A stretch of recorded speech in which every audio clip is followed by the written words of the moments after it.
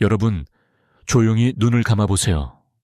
마을의 골목길을 따라 걷는데 아이들의 웃음소리는 사라지고 대신 들려오는 건 기침소리와 한숨뿐입니다.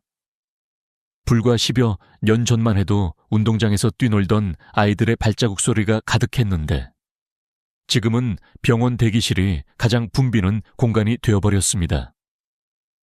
이 장면은 단순한 농촌 풍경이 아닙니다. 이미 우리 눈앞에 다가온 사회의 얼굴입니다. 바로 초고령 사회라는 거대한 파도가 조용히, 그러나 무섭게 우리를 덮치고 있는 순간이지요. 많은 분들이 아직은 괜찮다고 말합니다.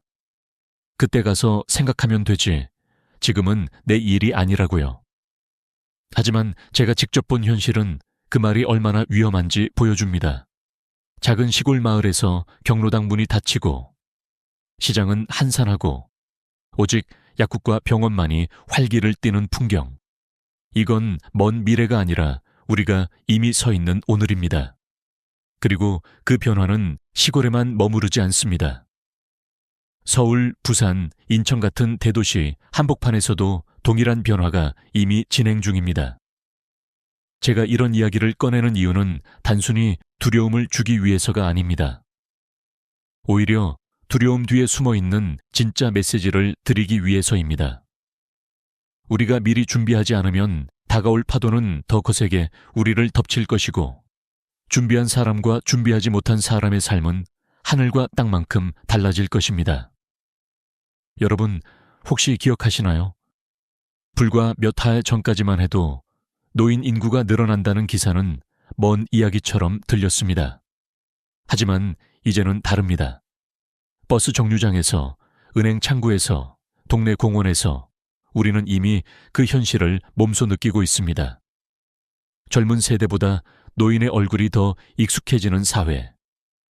이건 단순한 통계 수치가 아니라 우리 일상의 공기처럼 스며드는 현실입니다.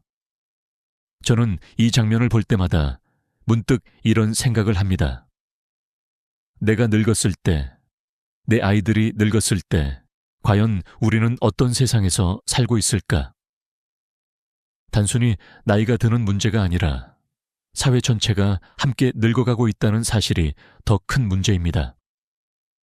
그래서 이 이야기를 꺼내는 순간은 마치 집안에 울리는 경종소리와도 같습니다. 지금 깨닫지 못하면, 준비하지 못하면 손쓸 틈도 없이 무너질 수 있다는 경고음이죠. 여러분, 그렇다면 왜 이 이야기가 지금 우리에게 중요할까요? 단순히 오래 사는 게 문제가 아닙니다. 어떻게 사느냐가 문제입니다. 길 위에서 만나는 세 사람 중 한 명이 노인이 되는 사회. 여러분이 타는 버스 좌석 절반이 어르신으로 채워지고 병원 예약은 몇 주 뒤로 밀리고 시장 상인들도 대부분 70대가 넘는 시대가 옵니다. 그 시대는 우리를 기다려주지 않습니다. 이미 발걸음을 재촉하며 다가오고 있습니다. 제가 최근에 만난 한 어르신은 이렇게 말씀하셨습니다. 예전엔 내가 늙는 게 두려웠는데 요즘은 사회가 같이 늙어가는 게 더 무섭네. 이 짧은 한마디가 모든 걸 말해줍니다. 이제는 개인의 문제가 아니라 모두가 함께 맞닥뜨리는 거대한 흐름입니다. 여러분, 이쯤 되면 궁금해지실 겁니다. 도대체 왜 이렇게 빨리 진행되는 걸까? 그리고 우리는 어떻게 해야 할까? 이 질문을 안고 오늘 이야기를 시작합니다. 그냥 지나칠 뉴스가 아니라 내 삶과 가족, 그리고 우리 사회의 가장 큰 숙제가 되어버린 이 주제.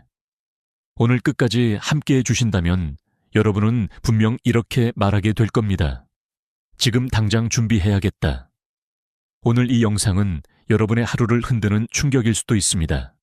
그러나 그 충격이야말로 우리가 살아남기 위한 첫 걸음입니다.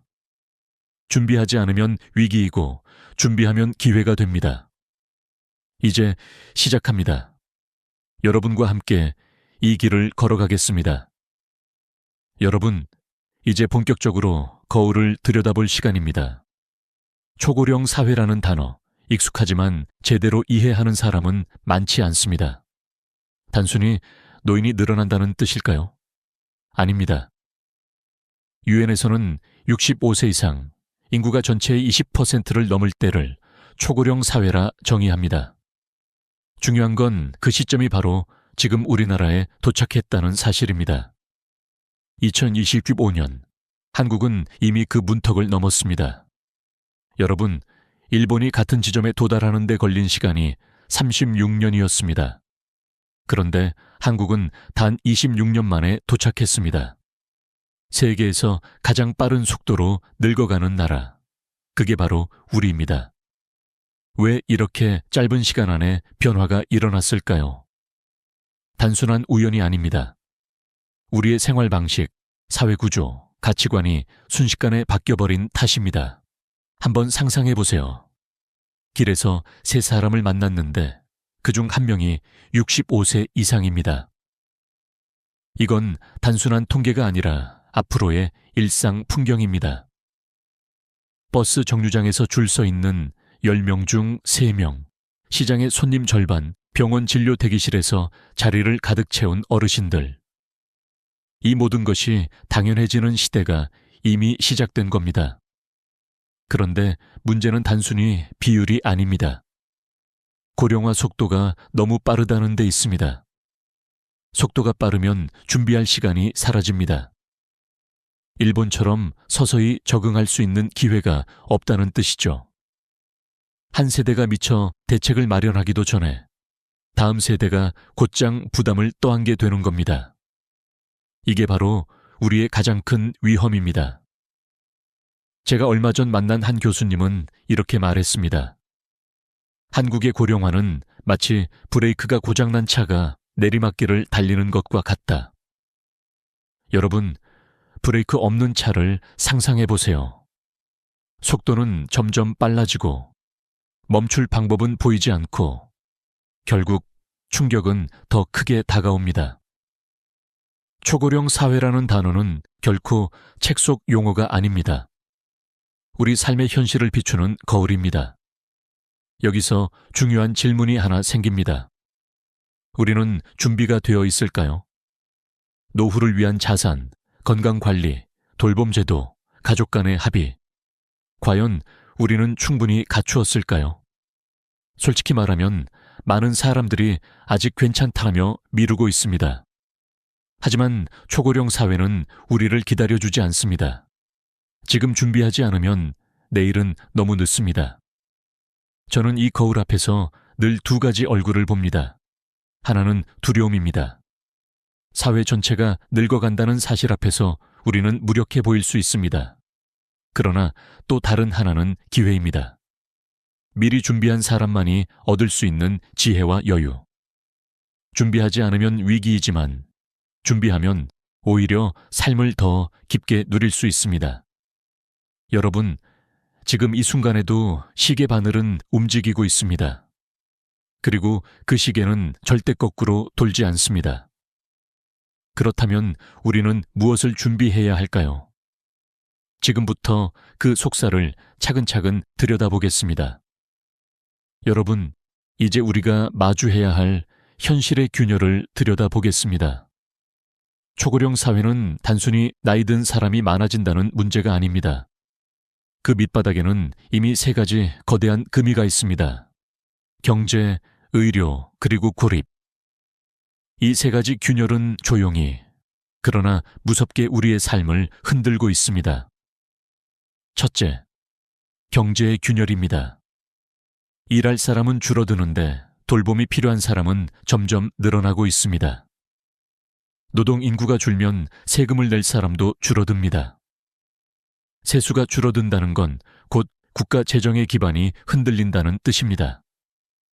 그런데 아이러니하게도 복지 지출은 늘어납니다. 노인의 의료비, 연금, 간병비가 계속 올라가기 때문이지요. 결국 이 모든 부담은 누구에게 전가될까요? 바로 지금 일하고 있는 젊은 세대입니다. 내가 낸 세금이 다 어디로 가는 거지? 라는 불만이 쌓이고 우리는 살아온 세월이 있는데 왜 이렇게 홀대받나? 라는 억울함이 커집니다. 이 갈등의 씨앗은 세대를 가르고 사회 신뢰를 허물게 됩니다. 둘째, 의료 시스템의 균열입니다. 여러분도 이미 느끼셨을 겁니다. 예전에는 병원에 가면 바로 진료를 받았는데 이제는 대기표를 뽑고 오래 기다려야 합니다. 일부 지역에서는 병원 예약이 2, 3주 뒤로 밀리고 간병인을 구하려면 최소 한 달을 기다려야 하는 상황입니다. 이는 단순한 불편이 아니라 생명을 위협하는 문제입니다. 병이 악화되기 전에 진료를 받아야 하는데 기다리다가 기회를 놓치게 되는 경우가 많아지고 있습니다. 의료 시스템이 흔들리면 사회 전체의 불안은 걷잡을 수 없이 커집니다.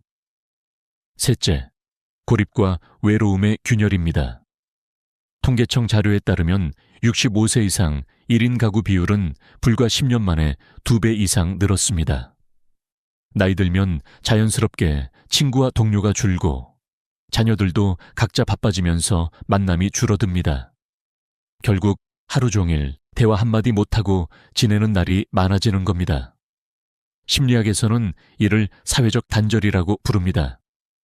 그런데 이 단절이 길어지면 우울증, 인지기능, 저하, 심지어 사망률까지 높아진다는 연구 결과가 있습니다. 즉, 고립은 단순히 마음의 문제를 넘어 생존의 문제로 이어집니다. 여러분, 이 세 가지 균열은 이미 우리 곁에 다가와 있습니다. 젊은 세대는 경제적 부담으로, 노인은 외로움과 건강 악화로 고통을 겪습니다. 그리고 사회 전체는 점점 더 깊은 불신과 갈등 속으로 빠져듭니다. 제가 아는 한 가정도 비슷한 일을 겪었습니다. 부모님이 치매 판정을 받으셨는데 형제 자매끼리 누가 더 돌볼지, 비용은 누가 더 부담할지를 두고 심한 갈등이 일어났습니다. 평생 함께 웃고 울던 가족이었는데 결국 관계가 틀어지고 말았습니다. 초고령 사회의 균열은 이렇게 개인과 가족, 사회를 동시에 흔듭니다. 여러분, 우리가 이 문제를 외면하면 어떻게 될까요? 균열은 점점 더 깊어지고 결국 사회는 무너집니다. 하지만 이 균열을 직시하고 준비한다면 오히려 튼튼한 다리가 될 수 있습니다. 이제 중요한 건 원인을 아는 일입니다. 왜 이렇게 빨리 금이 가고 있는 걸까요? 다음으로 그 이유를 깊이 파헤쳐 보겠습니다. 여러분, 그렇다면 왜 이렇게 빠르게 무너지고 있는 걸까요? 한국의 고령화는 단순히 자연스러운 흐름이 아닙니다. 그 뒤에는 뚜렷한 원인들이 숨어 있습니다. 가장 큰 이유는 바로 출산율입니다. 올해 우리나라의 합계 출산율은 6.7명대, 세계 최저 수준입니다. OECD 국가들 중 꼴찌라는 사실 이미 여러 번 뉴스를 통해 들으셨을 겁니다. 하지만 그 수치가 단순한 숫자가 아니라는 점이 중요합니다. 아이가 태어나지 않는다는 건 곧 미래 노동 인구가 사라진다는 의미이고 동시에 사회는 급격하게 늙어간다는 뜻이기도 합니다. 여러분, 예전에는 결혼과 출산이 자연스러운 삶의 과정이었습니다. 그러나 이제는 다릅니다. 젊은 세대는 치솟는 집값, 불안정한 일자리, 교육비 부담 때문에 결혼 자체를 미루거나 포기합니다. 결혼을 해도 아이를 낳지 않는 경우가 많아졌습니다.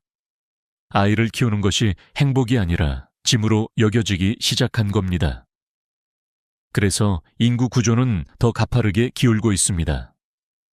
또 하나의 이유는 사회적 가치관의 변화입니다. 과거에는 가족이라는 울타리가 당연했습니다. 부모 세대가 늙으면 자녀가 돌보는 것이 자연스럽다고 여겨졌지요.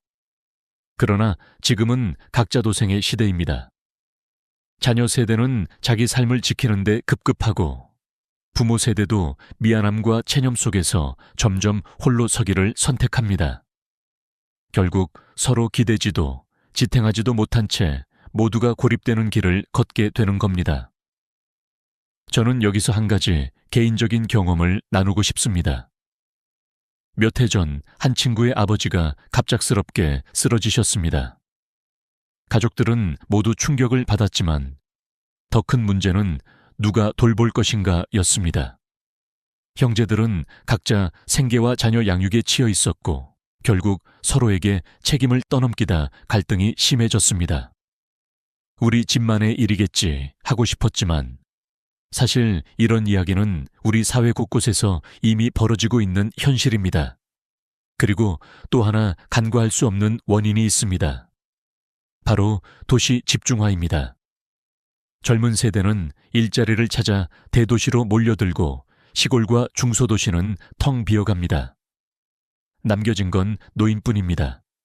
마을마다 불이 꺼지고 경로당도 문을 닫습니다.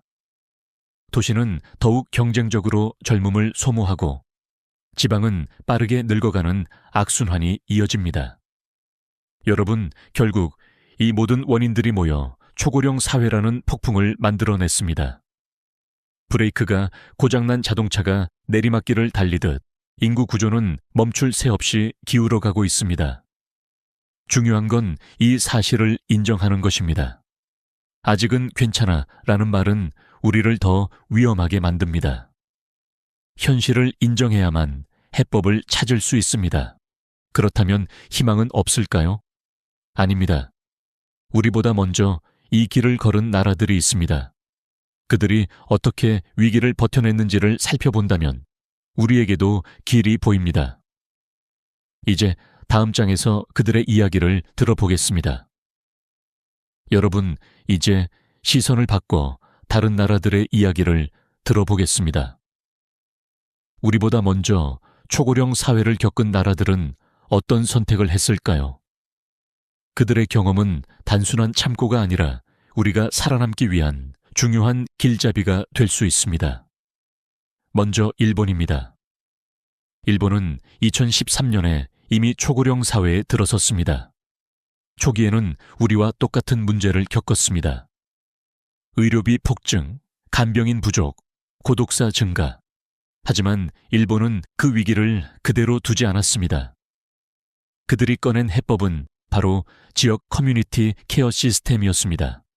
한 지역 안에 병원, 약국, 재활센터, 노인 돌봄주택을 모두 연결해 놓는 방식입니다. 이 시스템이 도입되자 어르신들이 먼 거리를 이동하지 않아도 생활권 안에서 필요한 서비스를 해결할 수 있었습니다. 또한 전문 간병인이 부족할 때는 이웃 주민이 일정 교육을 받고 돌봄 활동에 참여했습니다. 이는 단순한 제도가 아니라 마을 공동체가 다시 살아나는 계기가 되었습니다. 다음은 북유럽의 덴마크입니다. 덴마크는 노인을 부담이 아니라 자산으로 봅니다. 은퇴 연령을 늘리고 고령자 맞춤형 일자리를 만들었습니다. 체력이 많이 필요하지 않지만 경험이 중요한 분야에서 노인의 손길을 활용했습니다. 예를 들어 도서관 사서, 지역문화 해설사, 원예 관리 같은 일들이죠. 또한 65세 이후에도 무료로 재교육을 받을 수 있도록 국가가 적극적으로 지원했습니다. 그 결과 덴마크의 70대 취업률은 OECD 평균보다 훨씬 높고 노인 빈곤율은 7%대에 불과합니다. 이를 계속한다는 건 단순히 돈의 문제가 아닙니다. 내가 누군가에게 필요하다는 감각, 사회와 연결되어 있다는 자부심이야말로 정서적 건강의 핵심입니다. 우리나라 안에서도 희망적인 사례들이 있습니다. 전라남도의 한 농촌 마을에서는 마을 회관을 공동돌봄센터로 전환했습니다. 여기서는 어르신들이 함께 식사를 하고 주 3회 간호사가 건강을 체크합니다. 혼자 살던 어르신이 갑자기 쓰러져도 함께 있던 사람들이 바로 발견해 병원으로 연결해 줍니다. 또 경기도 일부 지자체에서는 실버 창업 지원 프로그램을 운영합니다. 전통 먹거리 판매, 수공예, 소규모 텃밭 재배 등 작지만 안정적인 수익이 나는 아이템을 지원하고 판매처까지 연결해 줍니다. 노인이 단순히 소비자가 아니라 생산자가 되는 구조를 만든 것이죠. 이 모든 사례들의 공통점은 세 가지입니다. 첫째, 고립을 막는 사회적 연결망을 만든다. 둘째, 노인의 경험과 시간을 자원으로 활용한다. 셋째, 의료와 돌봄의 접근성을 생활권 안으로 끌어온다. 이 세 가지는 국가든 지자체든 심지어 한 가족 단위에서도 적용할 수 있는 원칙입니다. 여러분, 다른 나라와 지역의 사례를 들으면 이런 생각이 들 수 있습니다. 거긴 특별하니까 가능한 거 아니야? 하지만 중요한 건 완벽한 제도를 그대로 가져오는 게 아닙니다. 그 속에 담긴 정신을 배우는 겁니다. 일본은 공동체의 힘을 살렸고, 덴마크는 노인을 자원으로 보았습니다. 그리고 우리나라 일부 마을은 작은 공간에서 돌봄의 씨앗을 키워냈습니다. 결국 해답은 멀리 있지 않습니다. 바로 우리가 사는 동네, 우리가 사는 집, 그리고 우리 자신의 선택 속에 있습니다. 이제 중요한 질문이 남습니다. 다른 나라나 다른 지역이 이렇게 했다는 건 알겠다. 그럼 나는, 우리 가족은 지금부터 무엇을 해야 할까? 이제부터는 개인, 가족, 그리고 사회 차원에서 우리가 당장 실천할 수 있는 구체적인 전략을 이야기해 보겠습니다. 여러분, 이제는 거대한 담론을 넘어 우리 각자의 삶으로 들어와야 합니다. 초고령 사회라는 거대한 파도 앞에서 개인, 가족, 그리고 사회가 어떻게 대비해야 할까요? 막연한 대책이 아니라 당장 오늘부터 실천할 수 있는 길을 이야기하겠습니다. 먼저 개인 차원입니다. 가장 중요한 건 건강입니다. 오래 사는 것 자체가 목표가 되어서는 안 됩니다. 중요한 건 얼마나 건강하게 오래 사느냐입니다. 기능적 수명, 즉 스스로 움직이고 걸을 수 있고 밥을 차려 먹을 수 있는 기간을 늘리는 게 핵심입니다. 여러분, 70세 이후에 골절 한 번이면 평균 회복 기간이 6개월 이상입니다. 그 사이 근육은 30% 넘게 줄어듭니다. 문제는 노년기에 이른 근육과 균형 감각은 거의 회복이 어렵다는 겁니다. 실제로 75세 이상 낙상 환자 10명 중 4명은 다시 혼자 생활하지 못합니다. 그렇다면 해답은 분명합니다. 주 3회 이상 근력 운동, 매일 30분 걷기, 간단한 균형 훈련을 습관화해야 합니다. 양치할 때 한 발로 서기, 눈 감고 10초 버티기 같은 단순한 습관이 평생을 지켜줄 수 있습니다. 재정적인 대비도 필수입니다. 은퇴 후 20월참 30년은 월급이 없는 장마철과 같습니다. 우산이 없으면 비를 맞고 고생할 수밖에 없습니다. 그래서 필요한 것이 바로 버킷 전략기입니다. 돈을 3개의 주머니에 나누는 겁니다. 첫 번째 주머니는 당장 3년 안에 쓸 돈, 안전한 예금이나 적금에 둡니다. 두 번째 주머니는 3년에서 10년 사이에 쓸 돈, 안정적인 채권이나 배당주에 둡니다. 세 번째 주머니는 10년 이후에 쓸 돈, 장기 성장이 가능한 ETF나 주식에 투자합니다. 이렇게 하면 당위 생활비부터 장기 자산 성장까지 한 번에 설계할 수 있습니다. 중요한 건 돈이 많고 저금이 아니라 흐름이 끊기지 않도록 만드는 것입니다. 연금이든 저축이든 매달 일정한 수입이 들어오게 해야 합니다. 여기에 기술이 더해져야 합니다. 요즘 세상은 디지털을 모르면 혜택을 놓치기 쉽습니다. 복지 신청, 병원 예약, 연금 조회까지 대부분이 온라인에서만 가능합니다. 스마트폰 결제, 온라인 병원 예약, 정부 복지 앱 사용, 화상 통화. 이 4가지는 반드시 익혀야 합니다. 젊은 세대에게는 당연한 일이지만 노년기에도 꼭 필요한 생존 기술입니다. 못 배우면 불편함을 넘어 손해가 됩니다. 배운다면 노후가 훨씬 넓어지고 안전해집니다. 다음은 가족 차원입니다. 초고령 사회에서 가장 큰 갈등 요인은 바로 누가 얼마나 돌볼 것인가입니다. 부모를 부양하는 문제를 막연히 생각하다가는 막상 닥쳤을 때 큰 갈등으로 이어집니다. 그래서 가족 회의를 통해 돌봄 역할을 미리 나누어야 합니다. 병원에 동행할 사람, 생활비를 지원할 사람, 일상적인 돌봄을 맡을 사람. 구체적으로 정하고 문서로 남겨두는 것이 필요합니다. A4 한 장이면 충분합니다. 단순한 메모라도 분쟁 가능성을 크게 줄여줍니다. 상속과 증여, 연명 치료 여부도 미리 합의해야 합니다. 갑작스러운 상황에서 감정이 앞서면 평생의 관계가 무너질 수 있습니다. 명확하게 기준을 세우고 기록해두면 불필요한 갈등을 예방할 수 있습니다. 중요한 건 부모 세대도 자녀에게 심리적 빚을 남기지 않는 겁니다. 여기까지는 내가 감당하고 그 이후는 요양원이나 외부 서비스에 맡긴다. 이렇게 선을 정해두는 것이 가족 모두를 지키는 길입니다. 마지막으로 사회 차원입니다. 개인과 가족의 노력이 아무리 크더라도 사회적 울타리가 없다면 한계가 있습니다. 그래서 고령자 재취업 프로그램, 지역 돌봄 공동체, 세대 간 교류가 필요합니다. 70세 이후에도 일할 수 있다는 건 단순한 수입의 문제가 아니라 내가 여전히 필요한 존재라는 감각을 지키는 일입니다. 지역사회 안에 병원, 복지관, 문화시설이 도보 10분 안에 있어야 하는 이유도 여기에 있습니다. 거동이 조금 불편해져도 단절되지 않고 연결될 수 있어야 합니다. 여러분, 준비는 거창한 것이 아닙니다. 오늘 저녁 설거지 후 10분간 의자에 앉았다 일어서기를 해보세요.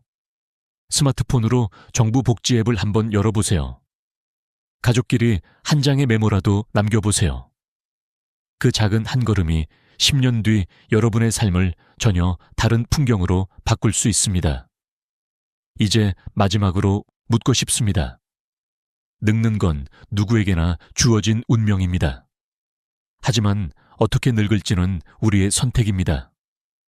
그렇다면 여러분은 어떤 선택을 하시겠습니까? 다음 장에서 그 해답을 함께 찾아가 보겠습니다. 여러분, 이제 마지막 순간입니다.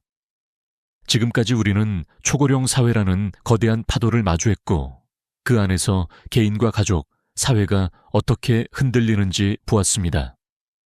그러나 오늘 제가 여러분께 드리고 싶은 진짜 메시지는 단순한 두려움이 아닙니다.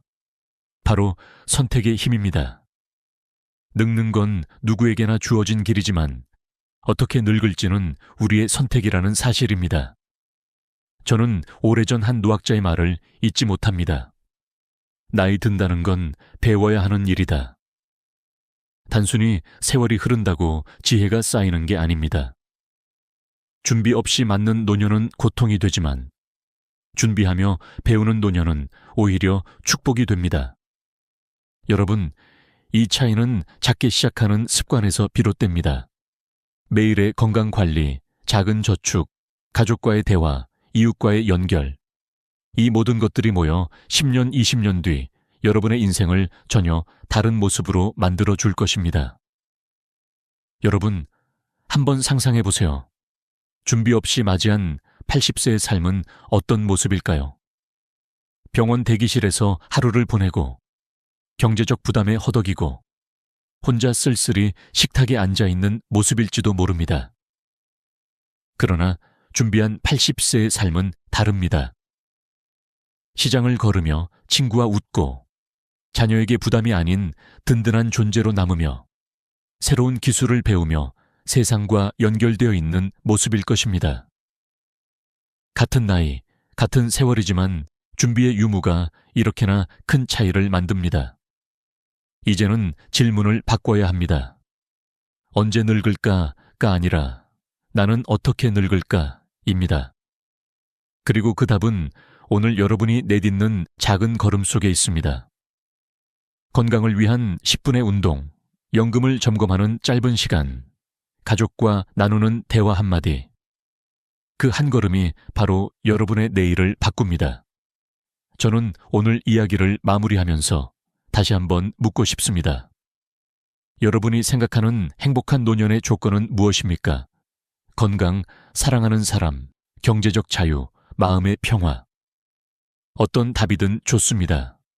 중요한 건 지금부터 그 답을 향해 한 발을 내딛는 겁니다.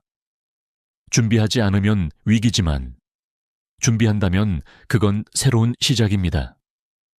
여러분, 오늘 이 영상이 단순한 지식이 아니라 마음속 울림으로 남기를 바랍니다. 누군가에게는 지금 당장 운동화를 꺼내 걷게 하는 계기가 되고 또 누군가에게는 가족과 대화의 자리를 만드는 이유가 되기를 바랍니다. 그리고 언젠가 오늘을 떠올리며 그때 시작하길 정말 잘했어 라는 말을 하실 수 있기를 바랍니다. 끝까지 함께 해주신 여러분께 깊은 감사를 드립니다. 이 영상이 도움이 되셨다면 소중한 분들과 공유해 주세요. 그리고 구독과 좋아요는 저에게 큰 힘이 됩니다. 여러분과의 연결이야말로 제가 이 길을 계속 걷게 하는 가장 큰 이유입니다. 우리 함께 배워가며 늙어가 봅시다. 준비된 노년, 행복한 노년으로 나아가는 길. 여러분, 오늘도 건강하고 평안한 하루 되시길 바랍니다. 여러분, 지금 제가 드리는 이 이야기는 단순한 충고가 아닙니다. 저는 이미 80살을 넘겼습니다.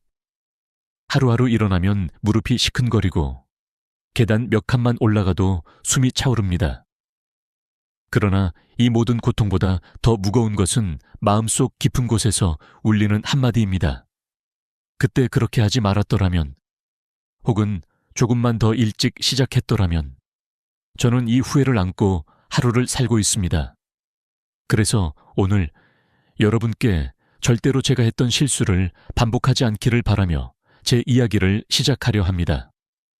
많은 분들이 젊은 시절에는 건강은 당연한 것이라 생각하고 40대, 50대까지도 큰 불편함이 없으니 안심하며 살아갑니다. 하지만 여러분, 진정한 변곡점은 60대에 찾아옵니다. 하버드 대학교 연구팀이 80세 이상 어르신 1000명을 대상으로 조사했을 때 무려 절반 이상이 60대의 선택을 가장 후회한다고 답했습니다. 젊음이 끝나고 노년이 시작되는 그 경계에서 무엇을 하느냐에 따라 이후의 삶이 전혀 달라진다는 것입니다. 저 역시 60대 중반까지는 활력이 넘쳤습니다. 주말마다 친구들과 골프를 치고 아침마다 산을 올랐습니다. 그래서 난 괜찮아, 아직은 멀었어 라고 스스로 속이며 살았습니다. 그러나 불과 몇 년이 지나자 몸은 무너졌고 제 삶은 전혀 다른 모습이 되었습니다. 지금 돌이켜보면 그때 내렸던 작은 결정들이 지금의 저를 만들었다는 사실이 너무나 뼈아픕니다. 여러분께 묻고 싶습니다. 지금 60대 혹은 70대 문턱에 서 계시다면 앞으로의 20년, 30년을 어떻게 보내고 싶으십니까? 손주들과 공원에서 뛰어놀며 웃는 할머니, 할아버지가 되고 싶으십니까? 아니면 병원 침대에 누워 자식들의 수고에 의존하며 하루하루를 보내고 싶으십니까? 선택은 지금 이 순간 여러분의 손에 달려 있습니다. 저는 여러분이 이 영상을 끝까지 보기를 진심으로 바랍니다. 왜냐하면 이 20분이 여러분의 남은 인생을 바꿀 수 있기 때문입니다. 단순히 희망적인 말이 아니라 실제로 수천 명 노인의 데이터를 통해 검증된 전략과 제가 직접 겪은 쓰라린 후회가 담겨 있기 때문입니다. 제가 드리는 이 이야기는 화려한 성공담이 아닙니다. 오히려 실패와 후회의 기록입니다. 하지만 그 안에서 진짜 교훈을 찾을 수 있습니다. 한 가지 예를 들어 보겠습니다. 제 옆집에 사는 박 선생님은 저와 동갑입니다. 60대 때 매일 아침 공원을 3바퀴씩 걸으셨습니다. 그 습관 하나로 지금 86세가 된 지금도 스스로 장을 보고 손주들과 함께 여행을 다니며 활기차게 삽니다. 반면 저는 바쁘다는 핑계로 운동을 미뤘고 지금은 마트에 한 번 가는 것도 남의 도움 없이는 어렵습니다. 똑같은 60대였지만 작은 선택이 20년 후를 이렇게 극명하게 갈라놓았습니다. 여기서 중요한 사실은 아직 늦지 않았다는 것입니다. 50대든 60대든 심지어 70대든 지금 시작하면 변화는 분명히 일어납니다. 실제로 대한노인병학회에서 발표한 자료에 따르면 하루 30분 걷기만으로도 심혈관 질환 위험이 40% 이상 줄어들고 치매 발생 위험도 크게 낮아진다고 합니다. 의학은 분명하게 증명하고 있습니다. 우리의 몸은 나이를 먹어도 여전히 회복할 수 있다는 사실을 말입니다. 하지만 사람들은 흔히 이렇게 말합니다. 이제 와서 무슨 의미가 있겠어? 저도 그렇게 생각했었습니다. 그러나 제가 직접 확인했습니다. 제 친구 김 씨는 65세 당뇨 진단을 받았습니다. 그는 그때부터 식단을 고치고 매일 혈당을 체크하며 운동을 시작했습니다. 지금 82세인 그는 여전히 여행을 다니며 강연도 합니다. 반대로 저는 74세에 고혈압을 진단받고도 대수롭지 않게 넘겼습니다. 결과는 지금 이 몸입니다. 여러분, 제가 드리고 싶은 메시지는 단순합니다. 60대는 마지막 기회이자 새로운 출발선입니다. 지금의 선택이 80대의 웃음을 보장할지, 눈물을 불러올지 결정합니다. 지금이라도 늦지 않았습니다. 혹시라도 나는 아직 괜찮다 하고 생각하신다면 바로 그 순간이 가장 위험합니다. 괜찮다고 방심하는 그때가 인생의 가장 큰 전환점이 될 수 있습니다. 저처럼 후회하지 않기를 간절히 바랍니다. 오늘 제가 나누는 이야기는 단순한 경고가 아닙니다. 여러분이 지금 한 발짝만 움직이면 10년 후, 20년 후 여러분의 인생은 완전히 달라집니다. 인생은 한순간에 무너지는 것이 아닙니다. 작은 습관, 작은 선택이 모여 미래를 만듭니다. 이제 시작입니다.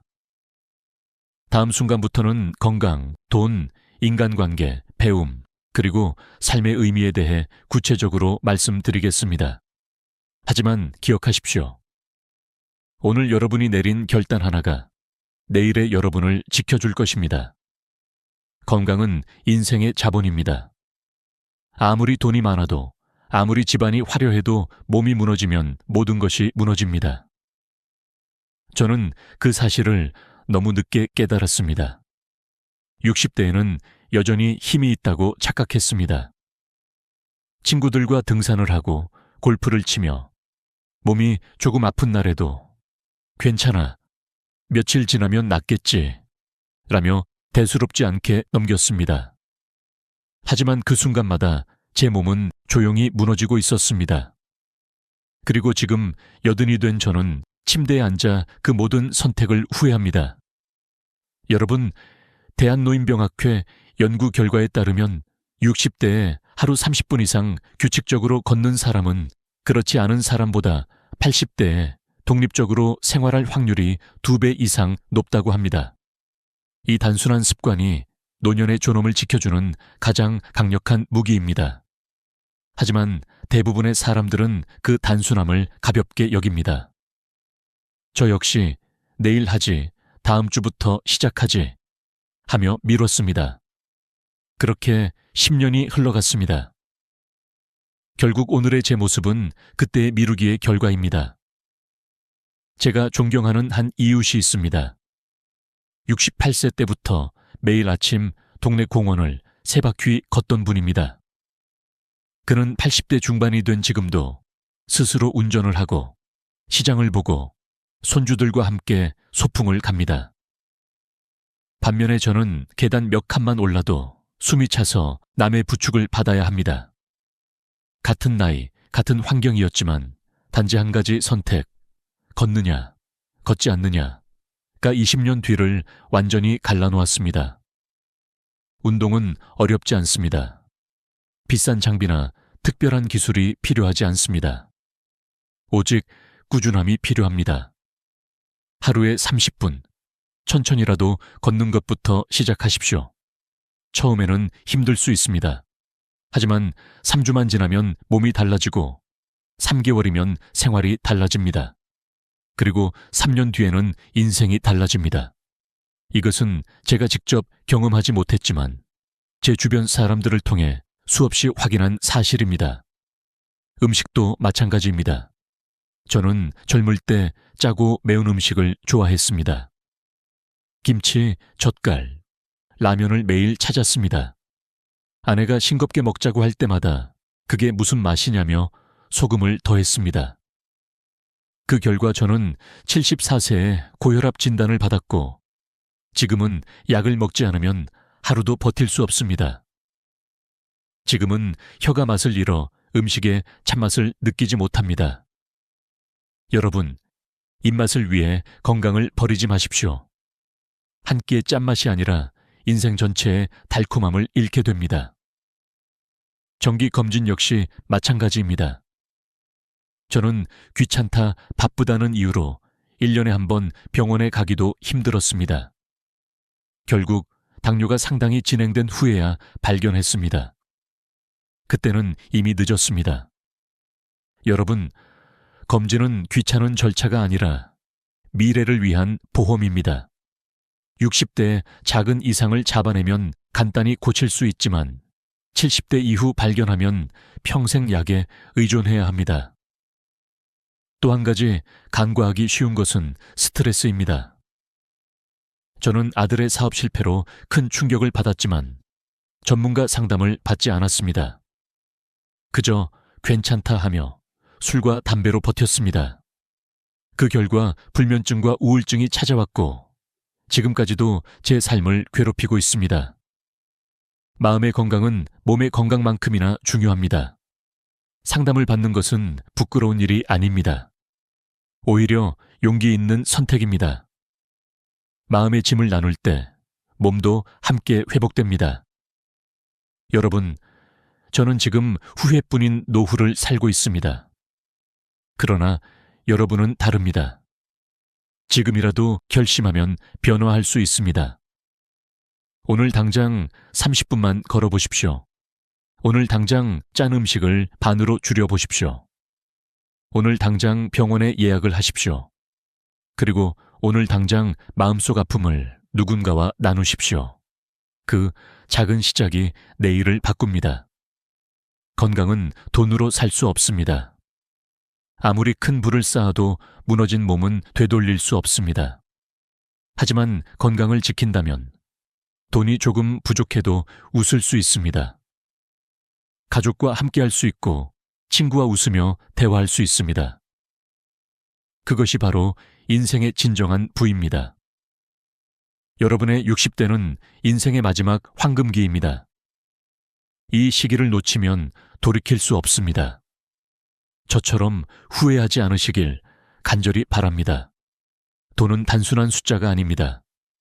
노년에 들어서면 돈은 곧 존엄이 되고 자유가 됩니다. 저는 60대 초반까지 국민연금도 있고 퇴직금도 있으니 괜찮다고 생각했습니다. 그러나 현실은 달랐습니다. 의료비는 예상보다 훨씬 많이 들었고 생활비는 계속 오르는데 고정 수입은 한정적이었습니다. 결국 자식들에게 손을 벌리게 되었고 그것이 제 마음을 가장 무겁게 짓눌렀습니다. 돈은 단순히 쓰기 위한 것이 아니라 나의 노년을 스스로 지켜내기 위한 방패라는 사실을 뒤늦게 깨달았습니다. 제 친구 김상덕 씨는 저와는 달랐습니다. 그는 58세에 은퇴 후를 철저히 준비했습니다. 월 소득의 30%를 꾸준히 안정적인 투자 상품에 넣었고 65세가 넘어서도 파트타임으로 일할 수 있는 기술을 배웠습니다. 지금 82세인 그는 경제적 걱정 없이 손주들에게 용돈도 주고 매년 해외여행을 다닙니다. 반면 저는 약값과 병원비를 걱정하며 하루를 보내고 있습니다. 같은 세대, 같은 출발선이었지만 준비의 차이가 20년 뒤 삶의 질을 완전히 갈라놓았습니다. 여러분, 노후 재정에서 가장 중요한 원칙은 모든 달걀을 한 바구니에 담지 말라는 것입니다. 저는 이 원칙을 지키지 못했습니다. 60대에 부동산에만 의존했고 결국 시장이 흔들리자 생활 전체가 흔들렸습니다. 만약 다시 돌아간다면 주식, 채권, 부동산, 예금을 다양하게 분산 투자했을 것입니다. 실제로 제 동네의 이말순 할머니는 70세 소액으로 채권형 펀드와 배당주 투자를 시작했습니다. 지금 85세인 그녀는 매달 150만 원의 추가 수입이 생기며 경제적 여유 속에서 노년을 보내고 있습니다. 또 하나의 함정은 체면 소비였습니다. 저는 60대에 친구들과의 모임에서 항상 제가 계산했습니다. 옷과 액세서리도 필요 이상으로 사들였습니다. 그때는 멋있어 보이고 싶었고 인정받고 싶었습니다. 그러나 지금 돌이켜보면 그 소비들이 얼마나 쓸모없는 허영이었는지 깨닫습니다. 만약 그 돈을 저축하거나 투자에 돌렸다면 지금 이렇게 초라하게 살지는 않았을 것입니다. 부채 관리 역시 중요합니다. 저는 자녀의 집 마련을 돕겠다고 대출을 받았습니다. 그때는 부모로서 당연한 일이라고 생각했습니다. 그러나 지금은 그 빚이 제 어깨를 짓누르고 있습니다. 자녀에 대한 사랑은 무조건적인 경제적 지원이 아닙니다. 오히려 자녀가 스스로 자립할 수 있도록 돕는 것이 진짜 사랑입니다. 만약 다시 돌아간다면 저는 제 노후를 먼저 챙겼을 것입니다. 보험도 마찬가지입니다. 저는 60대에 이제 늦었다고 생각하며 장기요양보험이나 실손의료보험을 들지 않았습니다. 지금은 매달 병원비 때문에 자녀에게 의지해야 하는 현실을 살고 있습니다. 반면 제 친구 박정용 씨는 62세에 장기요양보험을 들었고 79세에 뇌졸중으로 쓰러졌을 때 큰 도움을 받았습니다. 여러분, 보험은 나 자신을 위한 것이기도 하지만 가족을 위한 최소한의 배려이기도 합니다. 그리고 은퇴 후의 삶을 어떻게 보낼 것인가에 대한 계획도 필요합니다. 저는 은퇴를 맞이한 뒤 갑자기 찾아온 많은 시간을 어떻게 써야 할지 몰라 우울감에 빠졌습니다. 반면 다른 친구들은 은퇴 전에 이미 일정한 일과를 세우고 파트타임 일이나 봉사를 준비했습니다.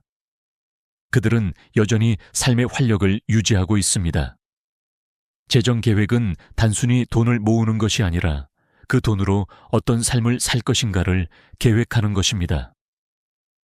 여러분, 지금이라도 노후 재정을 점검하십시오. 수입과 지출을 꼼꼼히 기록하고 불필요한 지출을 줄이며 가능하다면 전문가의 조언을 받으십시오. 작은 변화가 쌓여 큰 여유를 만듭니다. 경제적 자유는 단순한 숫자가 아니라 노년의 존엄을 지켜주는 든든한 방패입니다. 돈은 행복을 보장하지는 않습니다.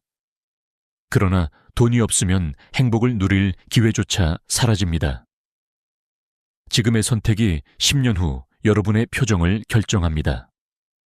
후회 없는 노년을 위해 지금 이 순간부터 준비하십시오. 인간관계는 노년의 가장 강력한 약입니다.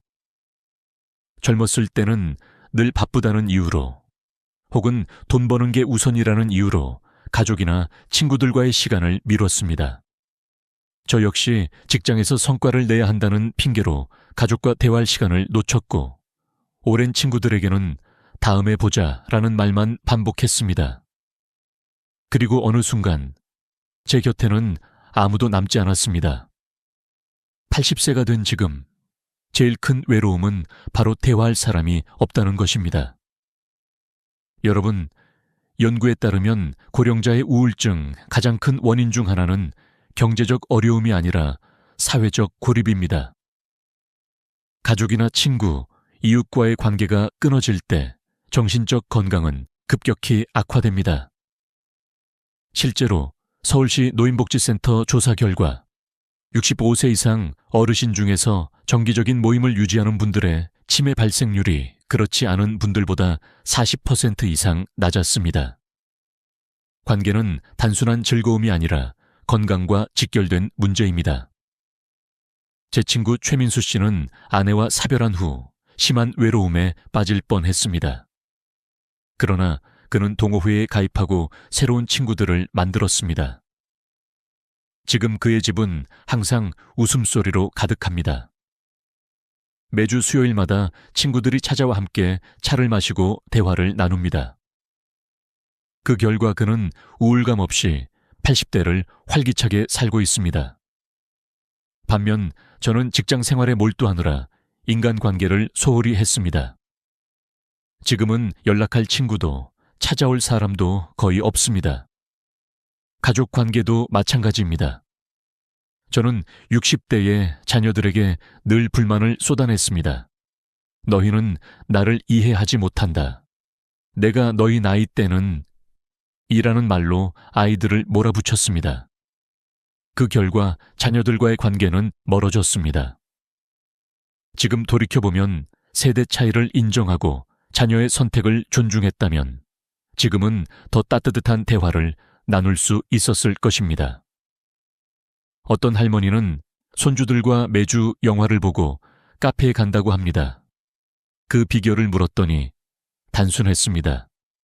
판단하지 않고 그냥 들어주는 것이라고 말했습니다. 친구 관계 역시 꾸준한 관리가 필요합니다. 시간 나면 연락하자 라는 말은 결국 연락하지 않겠다는 말과 같습니다. 제 친구 이사장은 65세부터 매주 수요일을 친구의 날로 정했습니다. 그들은 꾸준히 모임을 가지며 서로의 건강을 챙기고 어려움이 있을 때 가장 먼저 달려가는 든든한 버팀목이 되었습니다. 작은 습관 하나가 20년의 관계를 지켜낸 것입니다. 새로운 인연을 만드는 것도 중요합니다. 많은 분들이 은퇴 후에는 이제 새 친구는 필요 없어 라고 생각합니다. 그러나 그 순간부터 고립은 시작됩니다.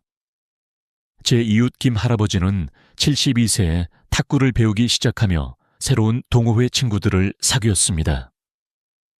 지금 85세인 그는 여전히 매주 모임에 나가 활력을 얻습니다. 새로운 관계는 늦어도 괜찮습니다. 오늘 만난 사람이 내일의 평생 친구가 될 수 있습니다. 봉사활동은 관계를 확장하는 최고의 방법입니다. 저는 60대에 이제는 쉬어야지 라며 봉사를 거부했습니다. 그러나 제 아파트 이웃 신정 할머니는 68세부터 지역 아동센터에서 아이들에게 책을 읽어주는 봉사를 시작했습니다. 지금 그녀의 삶은 봉사 덕분에 활력이 넘칩니다.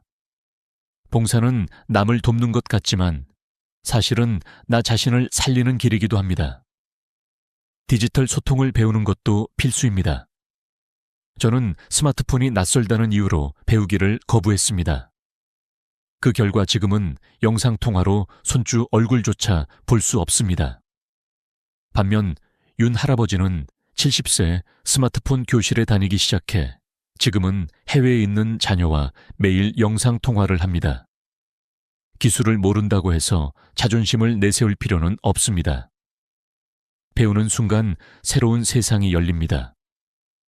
여러분, 인생의 마지막 순간에 가장 크게 후회하는 것은 더 많은 돈을 벌지 못한 것이 아닙니다. 더 많은 시간을 사랑하는 사람들과 보내지 못한 것입니다. 지금이라도 늦지 않았습니다.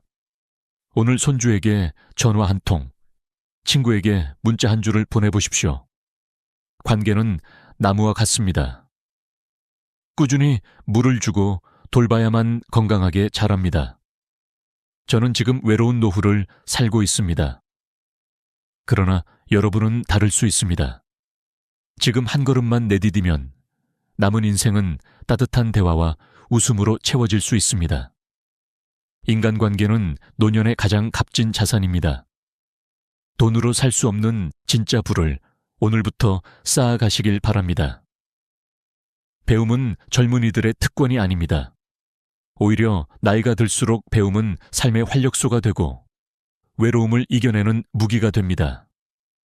저는 60대에 이제 다 늦었다는 생각에 새로운 도전을 거부했습니다. 스마트폰도 배우지 않았고 악기나 그림에도 관심만 있었지 행동으로 옮기지 않았습니다. 그 결과 지금 제 삶은 텔레비전 앞에 앉아 시간을 보내는 단조로운 일상뿐입니다. 그러나 제 주변에서 다른 선택을 한 친구들은 여전히 풍요로운 정신세계를 누리며 살고 있습니다. 우리 동네의 이 선생님은 68세에 영어 공부를 시작했습니다. 처음에는 단어 하나 외우는 것도 버거웠다고 합니다. 하지만 포기하지 않고 7년 동안 꾸준히 공부한 끝에 75세에 혼자 유럽 여행을 다녀왔습니다. 지금 84세인 그는 외국인 친구들과 편지를 주고받으며 세계 각국의 소식을 접합니다. 나이가 숫자에 불과하다는 것을 몸소 증명해낸 것입니다. 실제로 연세대학교 연구팀은 60세 이후에도 새로운 언어나 기술을 배우면 뇌의 신경회로가 활성화되어 치매 발생률이 현저히 낮아진다고 밝혔습니다. 뇌는 사용하면 젊어지고 방치하면 늙어갑니다. 배움은 단순한 취미가 아니라 뇌를 지키는 가장 확실한 예방약입니다. 디지털 기술 역시 마찬가지입니다.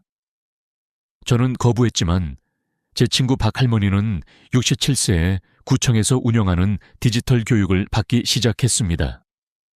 지금은 스마트폰으로 장을 보고 병원 예약을 하며 손주들과 카카오톡으로 소통합니다. 반면 저는 화상통화조차 몰라 손주 얼굴을 1년에 한두 번밖에 보지 못합니다. 기술을 배우느냐 거부하느냐, 이 선택 하나가 노년의 외로움을 결정짓습니다. 취미 활동도 삶의 색을 바꿉니다. 제 친구 김희수 씨는 63세에 수채화를 배우기 시작했습니다. 지금 81세인 그는 지역 갤러리에서 전시회를 열고 그림 그리는 시간이 가장 행복하다고 말합니다. 저도 통기태 관심이 있었지만 나이 들어서 뭘 하겠어 라며 시작하지 않았습니다. 지금 생각하면 그때 시작했다면 10년이 넘는 시간 동안 멋진 연주를 할 수 있었을 텐데 너무 아쉽습니다. 독서 습관 역시 무시할 수 없습니다. 초의 할아버지는 65세부터 매일 30분씩 책을 읽었습니다. 그 결과 지금 82세인 그는 젊은이들과 폭넓은 대화를 나누며 치매 예방에도 효과를 보고 있습니다. 반면 저는 눈이 침침하다는 핑계로 책을 멀리했고 지금은 TV 시청이 유일한 즐거움이 되었습니다. 책은 단순한 종이가 아니라 새로운 세계로 열리는 창문입니다. 요즘은 온라인 강의도 손쉽게 들을 수 있습니다. 유튜브와 교육 플랫폼에는 역사, 철학, 과학 등 다양한 무료 강의가 있습니다. 제 친구 정 할아버지는 70세의 태블릿을 구입하고 매일 새로운 강의를 들으며 지적 호기심을 채우고 있습니다. 그는 늘 배움에는 은퇴가 없다고 말합니다.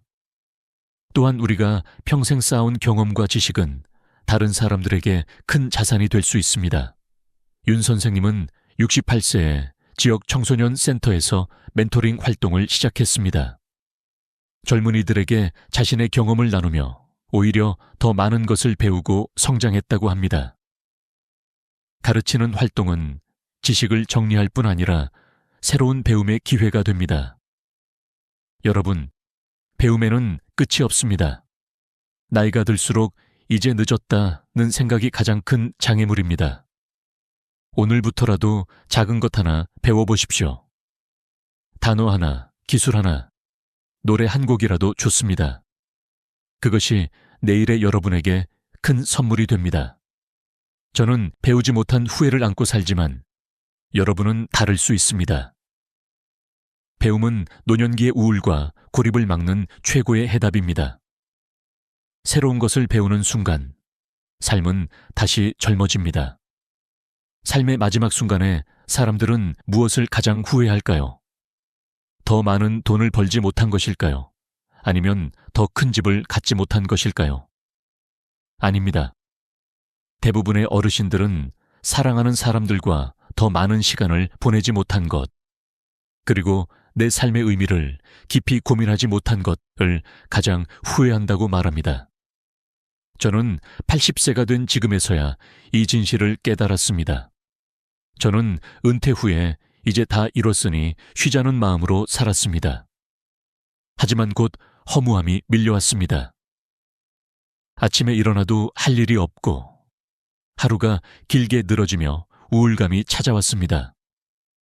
목표가 없는 삶은 바람 없는 돛담배와 같습니다. 저는 너무 늦게 알았습니다. 은퇴 후에도 새로운 목표와 방향성이 필요하다는 사실을요.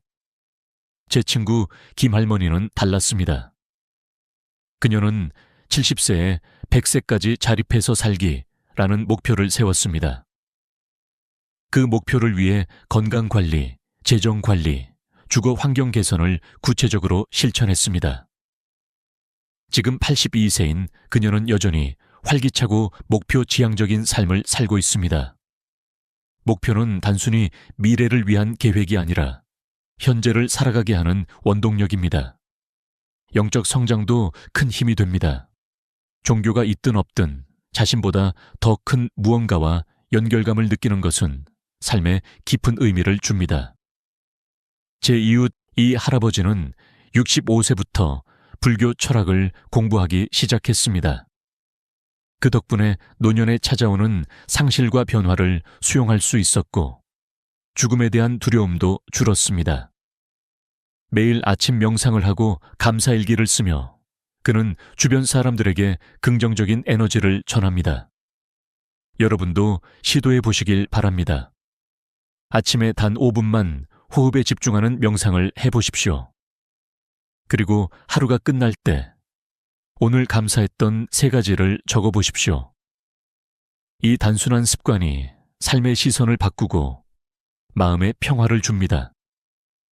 또한 우리의 삶을 돌아보고 기록으로 남기는 것도 의미 있는 일입니다. 제 친구 강 할아버지는 75세에 자서전을 쓰기 시작했습니다. 가족에게 남겨주고 싶었던 것은 돈이 아니라 자신이 살아온 이야기와 지혜였습니다. 80세에 완성된 그 책은 단순한 글이 아니라 사랑과 배움이 담긴 선물이 되었습니다. 여러분도 일기를 쓰거나 짧은 메모라도 남겨보십시오. 그것이 곧 세상에 남기는 여러분의 발자취가 됩니다. 죽음에 대한 준비도 필요합니다. 누구에게나 죽음은 찾아오지만 준비된 죽음은 삶을 더 충실하게 만듭니다. 제 친구 강 선생은 75세에 사전 의료의향서를 작성하고 유언장을 준비했습니다. 그는 오히려 죽음을 준비하면서 남은 삶을 더 가볍고 충실하게 살 수 있었다고 말했습니다. 준비는 두려움을 줄이고 현재를 더 빛나게 만듭니다. 여러분, 변화는 두려운 것이 아니라 삶의 일부입니다. 새로운 기술 하나 배우기, 젊은이와 대화하기, 낯선 장소를 방문하기 같은 작은 도전이 노년의 질을 결정합니다. 인생에서 가장 아픈 순간은 그때 그렇게 했더라면 이라고 말하는 순간입니다. 저는 지금 그 말을 하고 있습니다. 하지만 여러분은 달라질 수 있습니다. 여러분은 아직 선택할 기회가 있습니다. 미래의 행복은 오늘의 작은 선택으로 만들어집니다. 노년기는 끝이 아니라 새로운 시작입니다. 60대, 70대, 심지어 80대에도 인생은 여전히 가능성으로 가득 차 있습니다. 중요한 것은 그 가능성을 믿고 행동하는 것입니다. 여러분, 오늘이 여러분의 남은 인생 중 가장 젊은 날입니다. 지금 시작하십시오. 미래의 여러분이 오늘의 선택에 감사하게 될 것입니다. 그리고 제가 간절히 바라는 것은 여러분이 80세가 되었을 때 저와 같은 후회를 하지 않으시길 바란다는 것입니다. 새벽 4시, 조용한 요양원 복도에 불빛이 희미하게 비친다. 방 안에서는 노인들의 거친 숨소리가 고요를 깨고 있었고 그 틈을 파고드는 듯 핸드폰 벨소리가 울렸다.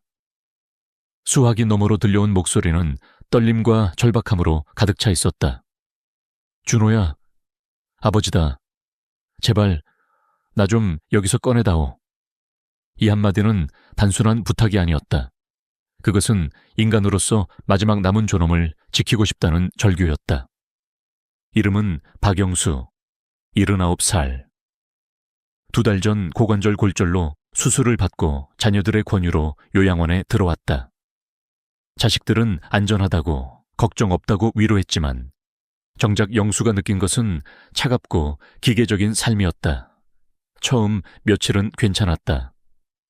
식사가 제 시간에 나오고 약도 빠짐없이 챙겨주고 응급 상황에도 바로 대응해주니 여기가 더 낫나 싶었다. 하지만 곧 깨달았다. 화장실조차 줄을 서야 하고 밥은 빨리 먹으라며 눈치를 줬다. 간호사는 그의 이름을 부르지 않고 방번호로 불렀다. 그리고 어제 같은 방을 쓰던 김옥자 할머니가 조용히 숨을 거두었을 때 아무도 눈물 한 방울 흘리지 않았다. 빈 침대 하나만 남은 풍경은 가슴을 서늘하게 했다. 그 순간 영수는 무서워졌다. 나도 이렇게 잊혀지고 사라지는 건 아닐까. 결국 그는 아들에게 전화를 걸었다. 집으로 데려가 달라. 차라리 위험해도 내 집에서 내 이름으로 내 방식대로 살고 싶다. 여러분, 이 장면을 상상해 보시라. 한밤중에 아버지로부터 이런 전화를 받는다면 어떤 기분이 들겠는가? 단순히 불편해서가 아니다. 안전이라는 이름으로 자유를 빼앗기는, 인간으로서 가장 본질적인 권리를 상실한 절망에서 나온 목소리다. 사실 이런 이야기는 결코 특별한 사례가 아니다. 한국은 이미 초고령 사회로 접어들었다. 2025년이면 전체 인구의 20%가 65세 이상이 된다. 혼자 사는 노인은 200만 명을 넘어섰고 그중 상당수가 언젠가 요양원을 선택하게 될 것이다. 그러나 통계만으로는 알 수 없는 것이 있다. 요양원의 내부는 과연 우리 부모님의 존엄을 지켜줄 수 있는가 하는 질문이다. 많은 자녀들이 안전하니까, 전문가가 있으니까라며 부모를 요양원으로 모신다. 하지만 정작 그 안에서 부모가 어떤 감정을 느끼는지는 잘 알지 못한다. 실제로 2019년 보건복지부 조사에 따르면 요양원 입소 어르신 중 42%가 자신의 의견이 존중받지 못한다고 답했다. 안전은 확보했지만 존엄은 무너지고 있는 셈이다. 그렇기에 영수의 절규는 단순한 한 사람의 하소연이 아니다. 그것은 우리 모두가 미래에 마주할 수 있는 거울이다. 오늘 건강하다고 안심할 수 없다. 낙상사고는 65세 이상 노인의 3명 중 1명이 경험한다는 보고가 있다. 기억력 저하는 누구에게나 다가온다. 그 순간부터 우리는 선택의 기로에 선다. 요양원의 철저한 시스템 속에서 살 것인가? 아니면 위험을 감수하더라도 집에서 내 이름으로 살아갈 것인가? 이 이야기는 그 새벽 전화에서 시작한다. 하지만 여기서 끝나지 않는다. 오히려 그것은 시작이다.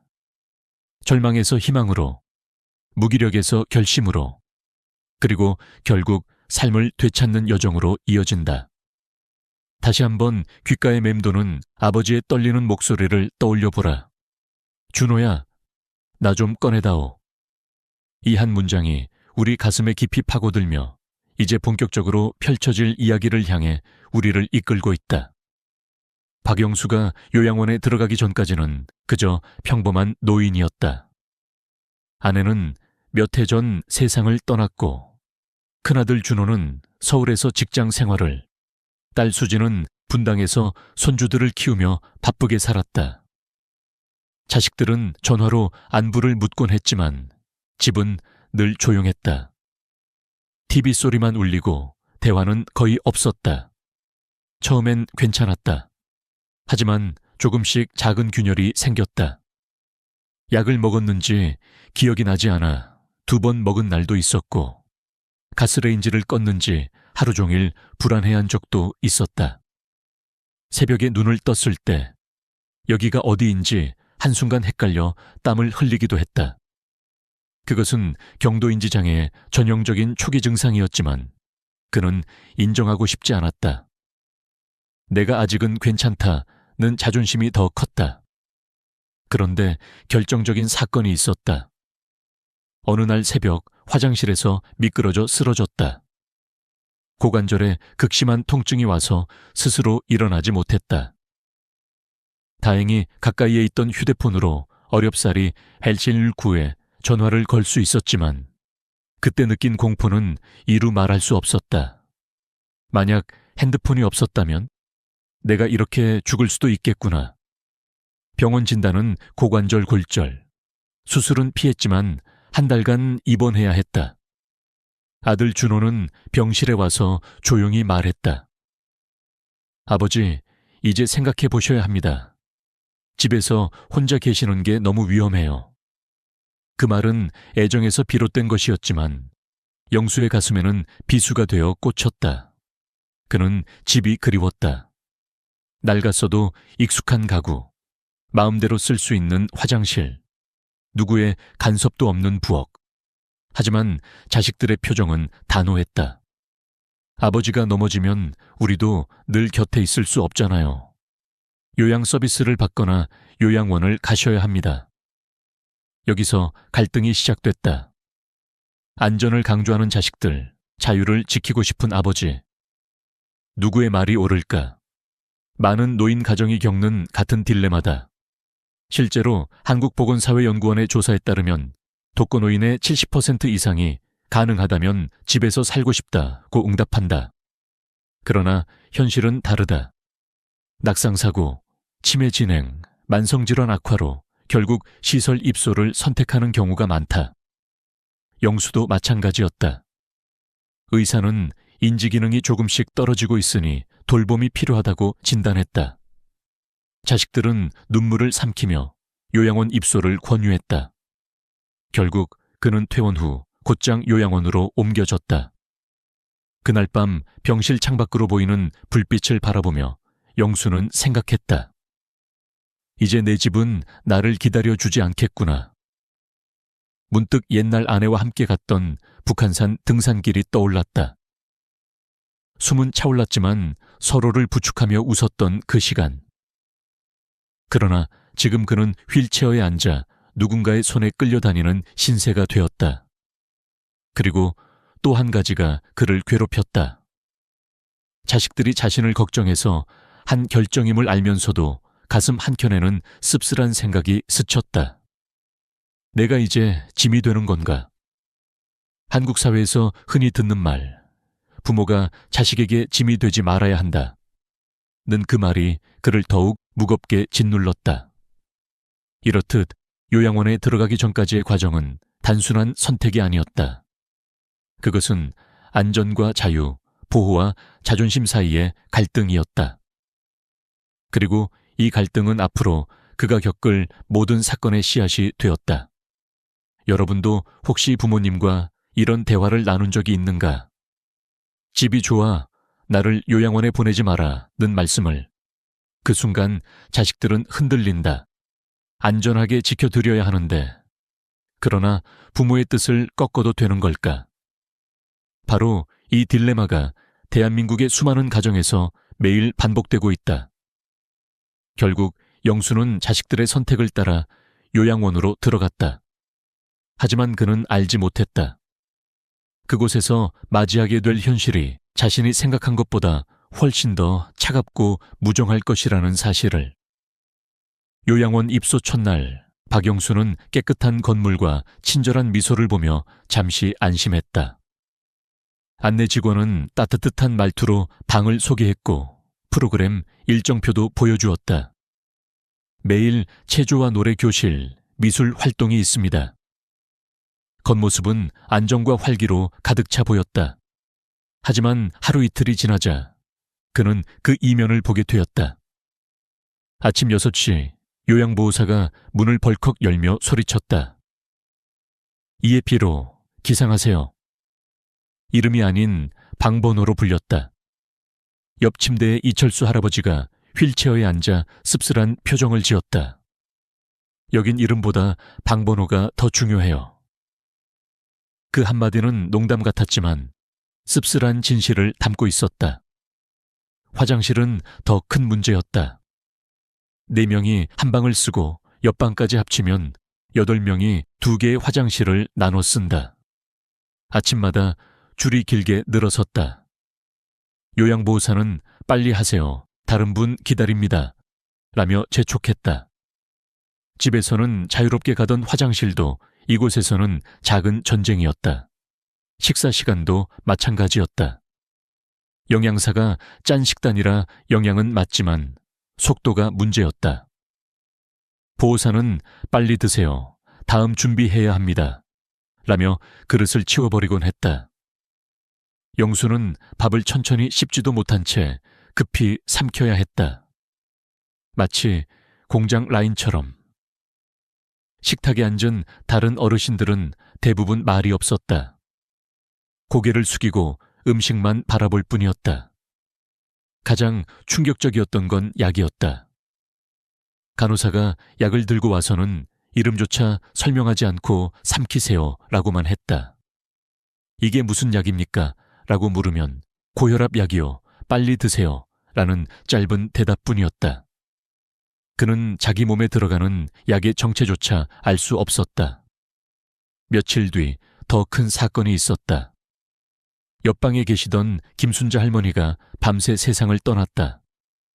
그런데 다음 날 아침 아무도 그 이야기를 꺼내지 않았다. 빈 침대만 덩그러니 남아 있었고 직원들은 그저 새로운 입소자를 받을 준비만 했다. 영수는 속으로 생각했다. 여기서는 죽음조차 일상의 일부일 뿐이구나. 아무도 애도하지 않고 아무도 기억하지 않는다. 그날 밤 복도에서 간호사와 보호사가 나누는 대화를 들었다. 오늘도 식사 거부하시던데 콧줄 넣어야겠어요. 그 말투는 차갑고 기계적이었다. 한 인간의 고통이 아니라 업무의 일부로만 다뤄지고 있었다. 영수는 서서히 깨달았다. 이곳은 안전을 위한 장소가 아니라 효율을 위한 장소였다. 일정표에 맞춰 움직이고 시간표에 맞춰 먹고 자고 약을 삼킨다. 인간이 아닌 하나의 케이스로 관리되는 느낌이었다. 그럼에도 불구하고 그는 다른 어르신들의 모습을 보며 마음이 무거워졌다. 어떤 이는 자식이 온다고 매일 복도를 바라보다 결국 울음을 삼켰고 어떤 이는 말벗 하나 없이 TV만 바라보다 잠들었다. 처음에는 일주일에 한 번 오던 가족도 점점 발길이 뜸해졌다. 결국 잊혀지는 것이다.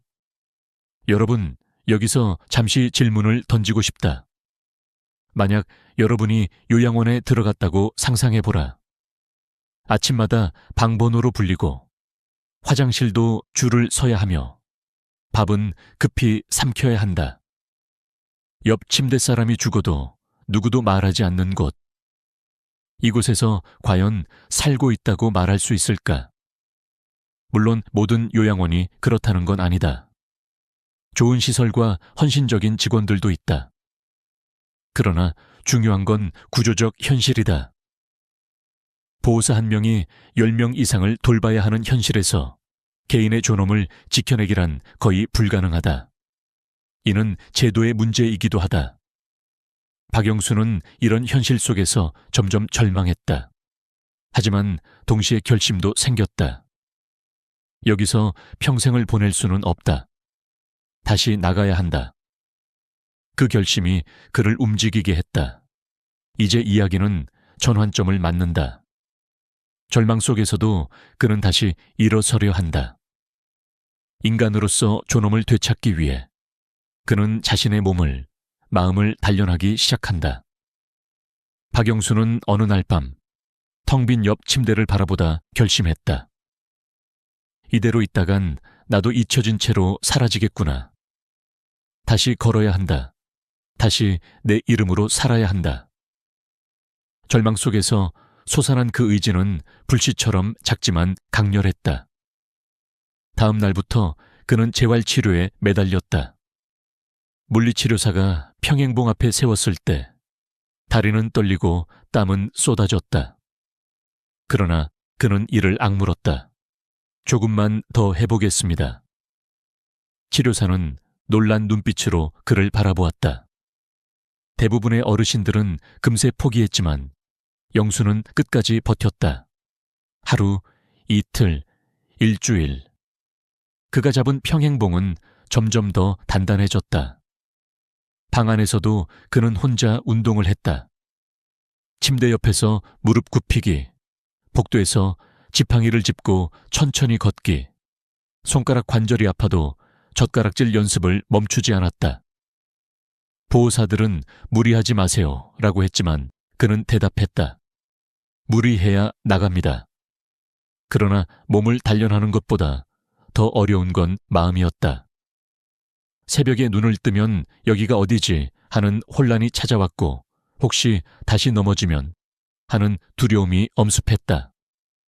그럴 때마다 그는 아내의 사진을 꺼내보았다. 함께 등산하던 웃음, 함께 밥을 먹던 평범한 순간들. 그 기억이 그를 붙잡았다. 나는 아직 끝나지 않았다. 여러분도 아시다시피 고관절 골절 후 1년 내 사망률이 20%에 이른다는 통계가 있다. 하지만 적절한 재활과 꾸준한 운동을 하면 회복할 확률이 크게 높아진다. 영수는 바로 그 사실을 붙잡았다. 의사가 말해준 작은 희망을 자신의 목표로 삼았다. 그리고 그는 전략을 세웠다. 단순히 회복하는 것이 아니라 자식들을 설득할 근거를 만들기로 했다. 내가 혼자서 밥도 먹고 화장실도 가고 약도 챙길 수 있다는 걸 보여주자. 그래야만 다시 집으로 돌아갈 수 있다. 그 과정에서 그는 뜻밖의 깨달음을 얻었다. 존엄은 누가 지켜주는 게 아니라 스스로 지켜내야 하는 거구나. 요양원은 결코 그의 존엄을 대신 보장해주지 않았다. 오히려 거기서 존엄을 되찾는 방법은 오직 하나. 스스로 다시 일어서고 목소리를 내는 것이었다. 어느 날 물리치료사가 말했다. 박 어르신, 정말 많이 좋아지셨습니다. 이제 혼자 걸을 수 있겠어요. 그 순간 그의 가슴은 벅차올랐다. 아직 집으로 돌아가려면 멀었지만 첫 걸음을 내딛었다는 사실이 중요했다. 여러분, 우리는 흔히 나이가 들면 의지할 수밖에 없다고 생각한다. 하지만 영수의 이야기는 다르게 말한다. 나이가 들어도 다시 선택할 수 있다. 존엄을 되찾을 수 있다. 물론 쉽지 않다. 매일의 통증, 매일의 외로움, 매일의 절망을 견뎌야 한다. 그러나 그 속에서도 다시 일어서려는 의지가 희망의 불씨가 된다. 그는 이제 요양원이라는 시스템 속에서 단순히 버티는 노인이 아니었다. 자유를 되찾기 위한 투사가 되었다. 이 작은 반란이 결국 그의 인생을 바꾸게 될 것이다. 몇 달간의 재활 끝에 박영수는 마침내 지팡이를 짚고 복도를 걸을 수 있게 되었다. 보호사들은 놀랐다. 보통 이 정도 회복 속도는 드물어요. 그는 속으로 웃었다. 이제 증명했다. 나는 아직 살아있다. 그리고 드디어 가족을 설득할 시간이 왔다. 주말에 아들 준호와 딸 수진이 면회를 왔다. 그는 침착하게 말했다. 나 이제 집에 가고 싶다. 의사도 내 상태가 괜찮다고 했다. 요양 서비스를 받으면서 살면 충분하다. 처음엔 자식들이 망설였다. 아버지, 혼자 계시다가 또 사고 나면 어떡해요? 하지만 그는 자신 있게 대답했다. 나는 이미 다시 걷고 있다. 약도 스스로 챙길 수 있다. 이제 내 삶은 내가 결정하고 싶다. 결국 가족들은 동의했다. 대신 조건을 걸었다. 매일 3시간 요양보호사가 집에 와서 식사와 청소, 건강관리를 도와주기로 했다. 박영수는 흔쾌히 받아들였다. 그것은 감옥 같은 시스템에서 벗어나 다시 내 공간을 찾는 첫 걸음이었기 때문이다. 집으로 돌아온 첫날 밤, 그는 낡은 천장을 바라보며 깊은 숨을 내쉬었다. 시끄러운 방송도, 급히 먹어야 하는 밥도, 줄 서는 화장실도 없었다. 오직 고요와 자유만 있었다. 그 순간 그는 느꼈다. 이게 살아있다는 느낌이구나. 이후 그의 삶은 조금씩 변했다. 매일 오전 10시 김선영 요양보호사가 찾아왔다. 어르신, 오늘은 어떤 음식을 드시고 싶으세요? 그는 오랜만에 자신의 입맛을 이야기할 수 있었다. 된장찌개, 잡채, 멸치볶음. 작은 선택 하나하나가 그의 자존심을 되살렸다. 뿐만 아니라 그는 두뇌 활동에도 신경 썼다. 매일 신문을 읽고 중요한 부분을 메모했다. 선영 씨는 퍼즐과 단어 게임을 준비해와서 함께 시간을 보냈다. 실제 연구에 따르면 규칙적인 두뇌 활동은 경도인지 장애의 진행을 늦추는 데 큰 도움이 된다. 영수도 그 변화를 느꼈다. 예전에는 날짜를 자주 헷갈렸지만 달력을 보며 하루를 기록하자 점점 기억력이 안정되었다. 또한 그는 매일 공원을 걸었다. 처음에는 지팡이에 의지했지만 한 달이 지나자 짧은 거리는 지팡이 없이도 걸을 수 있었다. 햇살을 받으며 벤치에 앉았을 때 그는 깨달았다. 요양원에서는 시간을 버텼지만 이제는 시간을 살고 있다. 여러분, 여기서 중요한 사실을 말씀드리고 싶다. 노인이 집에서 안전하게 지내기 위해 필요한 것은 단순하다. 첫째, 낙상 방지를 위한 환경 정비, 미끄럼 방지 매트, 손잡이 설치, 가구 배치 조정. 둘째, 정기적인 운동과 두뇌 활동. 셋째, 최소한의 돌봄 서비스. 이 세 가지만 지켜도 요양원 대신 내 집에서 살아갈 가능성이 크게 높아진다. 실제로 보건복지부 자료에 따르면 방문 요양 서비스를 이용한 노인의 65%가 요양원 입소를 늦출 수 있었다고 한다. 박영수의 사례는 단순한 개인의 회복 이야기가 아니다. 그것은 제도와 환경, 그리고 가족의 선택이 어떻게 한 노인의 삶을 바꿀 수 있는지를 보여주는 증거다. 그는 이제 단순히 살아남는 것이 아니라 존엄을 회복하며 하루를 새롭게 채워가고 있었다. 그리고 그는 마음속으로 다짐했다. 다시는 요양원에 가지 않겠다. 내 몸과 마음을 내가 지키겠다.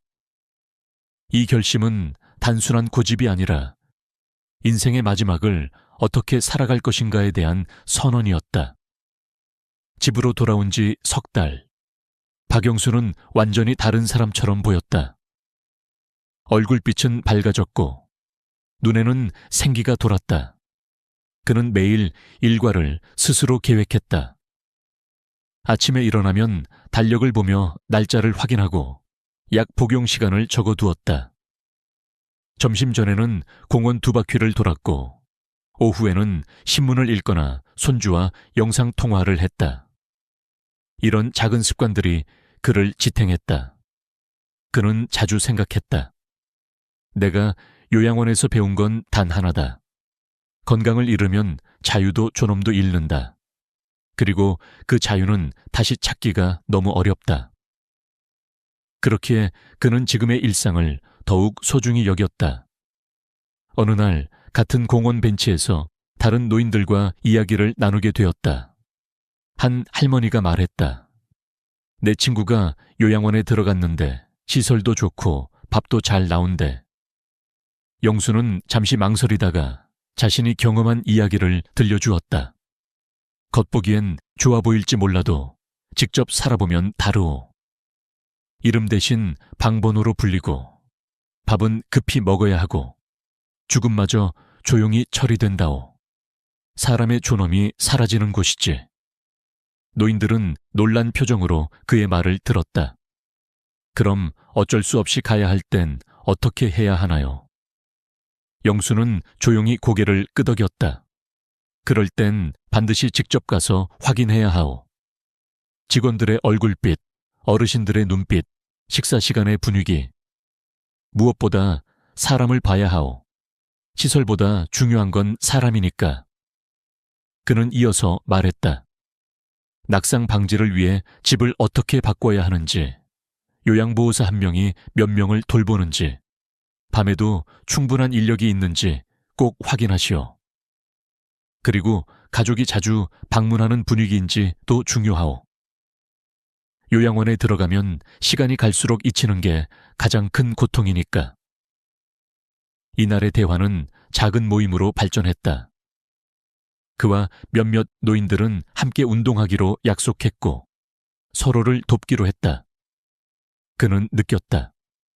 내 경험이 다른 이들에게 도움이 될 수 있구나. 힘들었던 3달이 헛되지 않았구나. 여러분, 이 이야기를 듣고 계신다면 꼭 기억하시길 바란다. 지금 건강하다고 안심하지 마라. 낙상은 순간이고 기억의 혼란은 누구에게나 올 수 있다. 중요한 건 지금부터 준비하는 것이다. 규칙적인 운동, 균형 잡힌 식사, 두뇌 활동, 그리고 무엇보다 존엄을 포기하지 않겠다는 의지. 이것이 노년을 지켜내는 힘이다. 박영수는 이제 자신에게 약속했다. 다시는 요양원에 가지 않겠다. 내 집에서 내 방식으로 존엄하게 살겠다. 그리고 우리에게도 메시지를 남긴다. 여러분, 제발 늦기 전에 준비하시오. 건강을 잃으면 모든 걸 잃는다오. 그러나 지금부터 관리하면 끝까지 내 집에서 살 수 있다오. 그의 목소리는 단호하면서도 따뜻했다. 그것은 단순한 충고가 아니라 삶의 끝자락에서 건져 올린 진실이었다. 이렇게 그의 3달간의 요양원 생활은 끝났고 이제는 새로운 인생을 살아가고 있다. 그리고 그 이야기는 우리 모두에게 경고이자 희망의 메시지로 남는다.